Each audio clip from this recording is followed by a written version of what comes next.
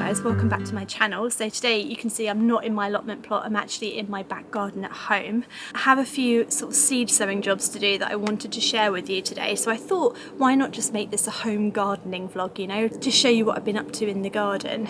A lot of you have been asking to see my home garden. Last year I used to make quite a lot of home gardening vlogs and a lot of you really enjoyed them, but this year the truth is I just haven't done a lot to the garden, to be honest. My focus and priority has been on my new allotment plot, and because I've got the whole new space, which is massive basically, I've just put all of my effort and commitment into that and sorting it out. The first year on a new allotment plot is always the most important because you've got to constantly keep weeds down and you've got to keep growing stuff and just upkeep the plot basically, and the more you do in your first year the easier it is in the next years, you know what I mean.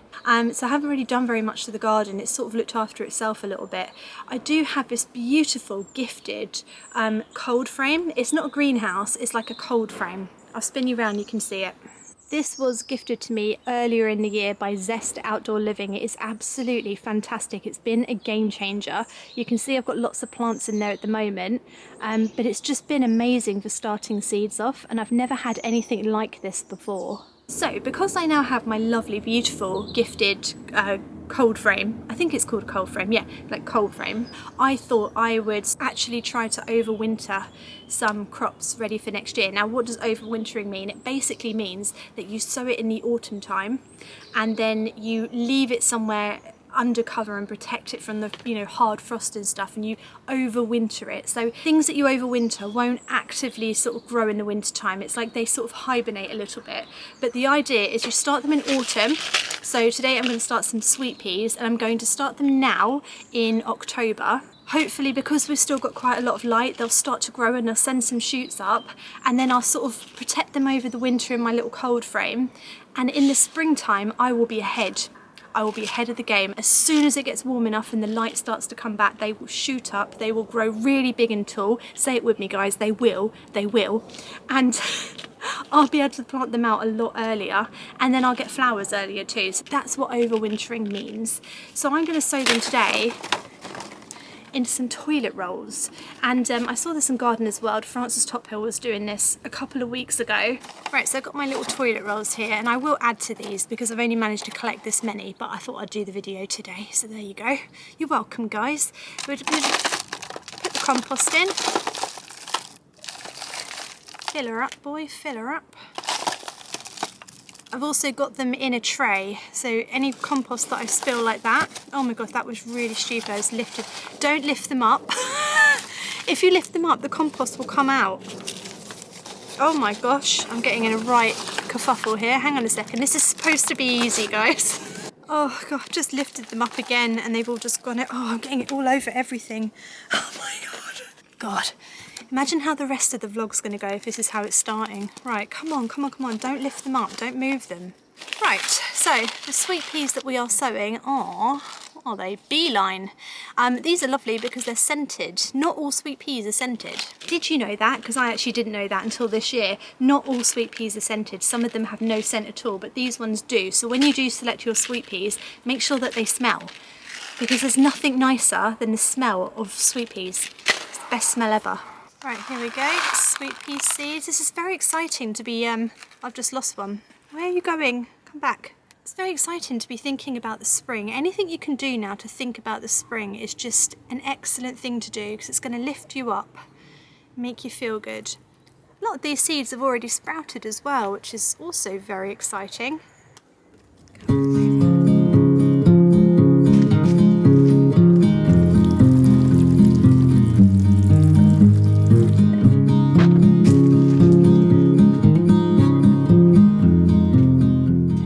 So they're going to sit in this little cold frame in the garden, and hopefully they'll sprout pretty soon. I say sprout, I don't know what the correct word is. Grow, I suppose, is the correct word. They'll start to grow and then I can just leave them until the springtime.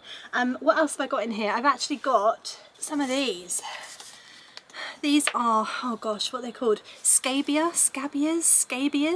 And I actually sowed these from a seed, picked them out, like, you know, pinched them out, and they've become massive, really, really good plants. I cannot believe I grew these from seed. I've got 1, 2, 3, 4, 6. I've got 6. And these are my zinnias that I actually never got to plant out because I just forgot about them, and they're actually getting little flower buds now, so I don't know if I'm going to get little baby zinnias, but I can't throw that away when it's still green and it's got flower buds, so I'm just sort of leaving them, you know.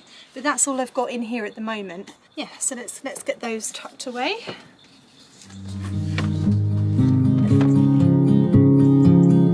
A significant light, just where it was needed,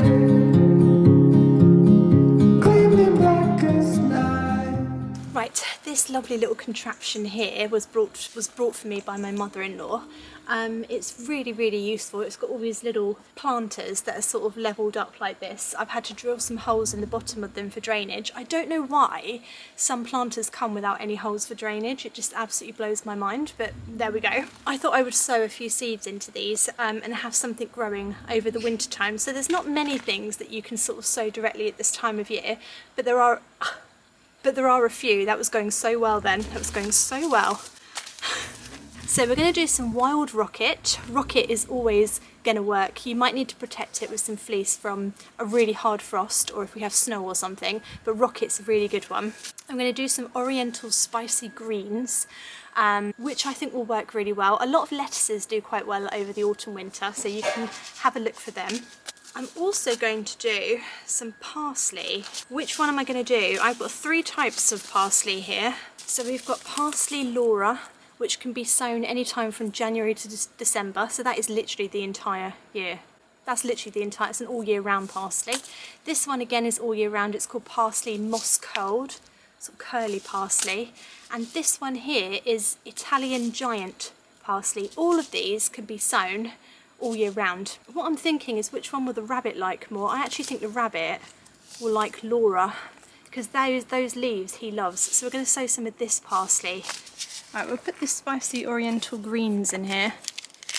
So I'm just going to thinly sort of scatter them on the top here. And then I'm just going to put a glove on and I'm just going to sort of push them into the soil like this.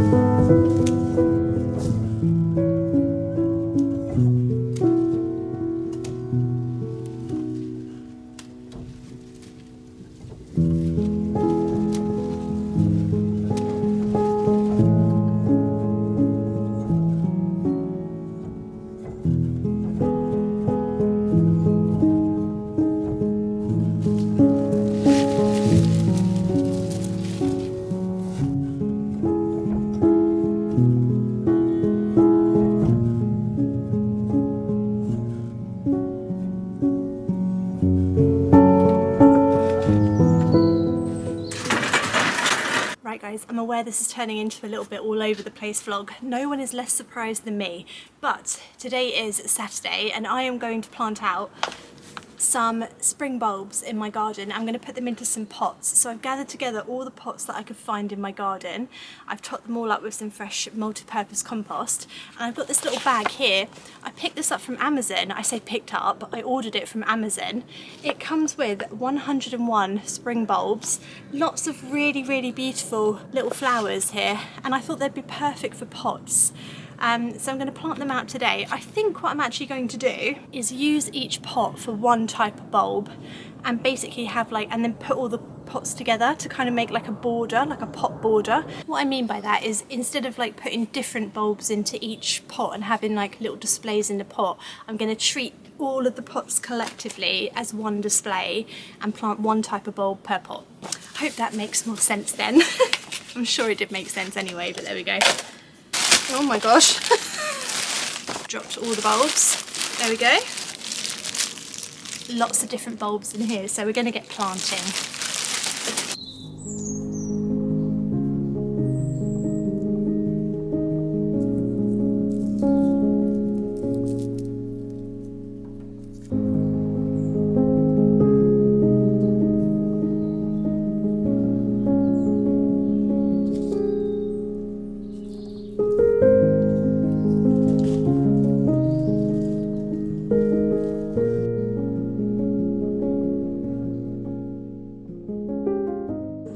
The main thing that you've got to think about with bulbs is protecting them from squirrels. Squirrels love to dig bulbs up and eat them. So there's a few things that you can do to protect them. The best way, I find, is to physically cover your pots with something like chicken wire or some kind of garden mesh, because then they physically cannot dig. But there's other things you can also try. So you can spread some coffee grounds because they don't like the smell of that.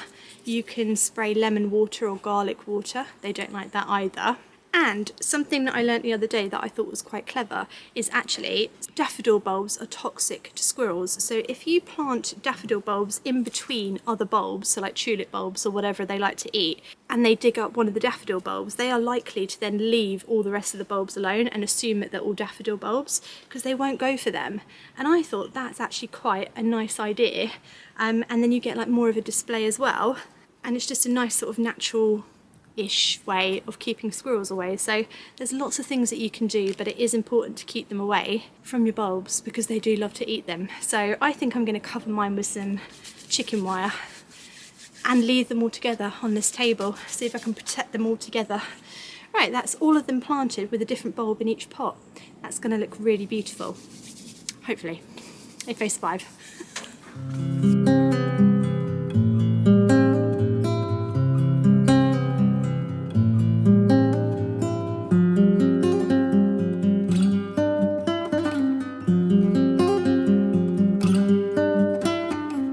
So I thought I would end this vlog by sharing with you our dinner tonight because I'm going to be making stuffed butternut squash, which obviously butternut squash is something you can harvest right now. I didn't grow any this year because it all died, but I'm going to be sharing my recipe with you. So let's cook dinner. Right, so we are starting by chopping our butternut squash in half. I'm actually going to do two because I'm cooking for me and for Dave. So the way I'm going to chop it in half is to slice off the top like that and then just chop it right down the middle. There we go, butternut squash. And then what we're going to do is pop it into a tray.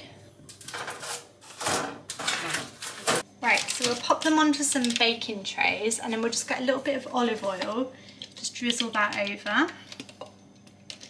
There we go. And on the other one.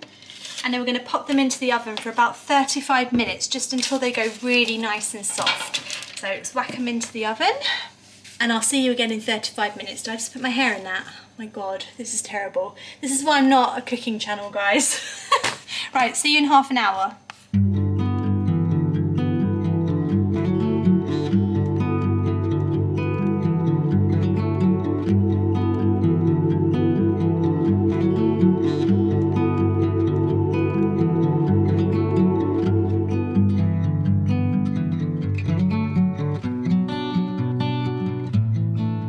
So we've cooked the leeks, chestnut mushrooms and garlic, and I bought this from M&S. This is 7-grain medley and it's microwavable, which just saves me a bit of time. It's a blend of whole grain rice, grains and lentils. Right, oh wow, this is looking so nice.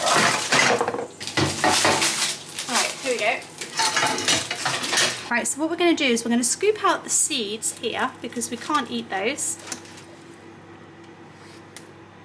The medley is ready. Right, we've scooped out the seeds. It's really hot, be careful.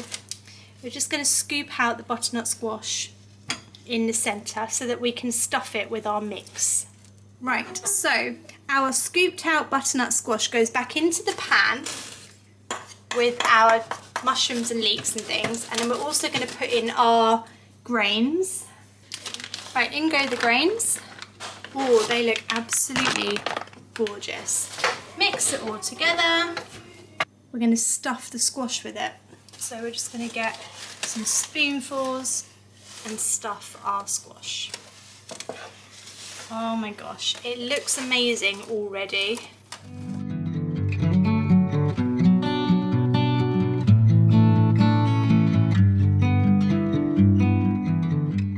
Right, I've added some cherry tomatoes and this is going to go back in the oven for 25 minutes.